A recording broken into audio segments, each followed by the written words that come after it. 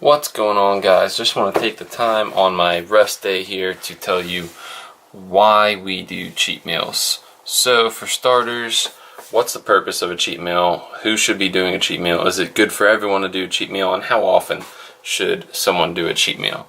So the reason we do cheat meals is because when we're putting ourselves in a deficit, which is what we have to do in order to lose weight or cut, shred, any of those terms where we're trying to look better by losing body fat, our metabolisms could possibly be damaged by lowering our calories below what we're actually using, because that's how we lose weight. But the idea of a cheat meal is to fight the urge for our body to basically slow down metabolic processes to where it becomes more efficient at burning calories, so that it doesn't have to lose weight. Our body doesn't want to lose weight. Our body wants to survive. Our bodies are survival mechanisms. That's why our bodies will sometimes adjust our basic metabolic rate, BMR, in order to make sure that we can live longer. If it senses that, oh crap, we're continually burning calories, we're losing weight, I don't want that to happen, so I'm going to slow everything down and burn less calories throughout the day so that we don't die. That's it. So we throw a cheat meal in there to remind our body, hey, we still need calories, we still need to burn, we're still going to be getting calories, don't worry, just because I've lowered calories a little bit, we're not going to starve.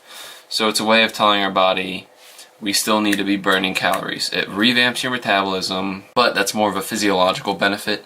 Also, psychologically speaking, it gives people that mind at ease type feeling. If you're on a diet for so long, you can only do it for so long without breaking down, and it's basically to give you something to look forward to, as well as kind of break that monotony of chicken and rice or however approach you are taking there. But mainly it's to bring the leptin levels back up, which there's so much you can go into on hormones as far as what happens there, but basically it's to tell our body, burn calories, don't stop, I need you to burn efficiently, and also give our mind a break. The reason that I do a lot of food for my cheat meals, and I do a cheat meal instead of a cheat day, is because the concept of your body can only store so much energy. It actually costs energy to store food as fat. Obviously not more than the food itself, and it's insignificant in the amount as far as overeating all the time. Obviously, otherwise we would never gain weight. We wouldn't gain fat. But I fit it all into one meal so that basically my body can't put all of those thousands of calories into stored fat, as opposed to spreading that same amount of calories out throughout a couple days. Your body has more time to slowly break down all of that food and put it into your body as fat, which we don't want. So that's why I'll have thousands and thousands of calories at once.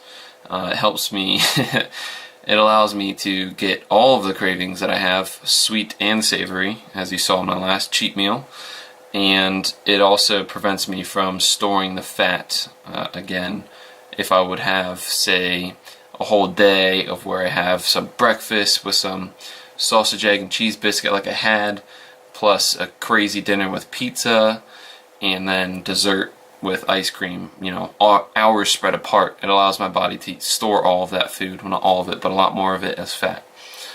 So it's definitely more beneficial to get it in within an hour or two. Another reason that we have cheat meals is because when we carb cycle, for example, refeeds they're often called, it's giving our body more carbs to store more glycogen, which is in our muscles, and that allows us to use energy while we work out. It's our preferred energy source, carbs. So that's why when we carb cycle, we have high days.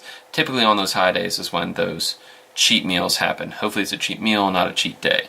So for example, I will still have carbs throughout the day, but it'll be a lot more moderate. For example, I'll have a serving or two of qucik cakes pancake mix with some protein as my carbs in the morning and maybe even the afternoon. And then I won't have many carbs other than that throughout the day, saving up for that cheat meal to when I can get a bunch of the carbs in from whatever it may be, ice cream, pizza, yada yada. But you should prefer to go towards carbs instead of fat. That's why I typically go for the low-fat ice cream. not just calorie concerned, but more carb concerned, because the fat does store easier than carbohydrates, because your body does have to do a little bit of conversion to store the carbohydrates as fat. Key tips, takeaway here: if you do a cheat meal, make sure you've earned it. That's number one. You don't want to just do a cheat meal once a week because you had a healthy option every day. That's not going to be good enough. You have to put your body in a caloric deficit for long enough for it to have some form of metabolic damage, is essentially what we're looking for, to basically combat that metabolic damage. Two, you want to make sure you're getting carbs mainly from that source, especially if you're carb cycling. This is going to be much more important, but as far as hormones go, it's going to help raise those leptin levels again. And three, keep it in as short a time span as you can. You don't have to take 5 minutes. Some coaches actually do this. Say you have 5 minutes to have whatever you want. Limits how much you can actually fit in. But you can do like an hour, maybe 2. I would still try to stick under an hour. That's why my last cheat meal I tried to keep within an hour, which was a little bit over an hour 15 minutes. But that's the main thing there. Try to keep it fat conscious, high in carbs.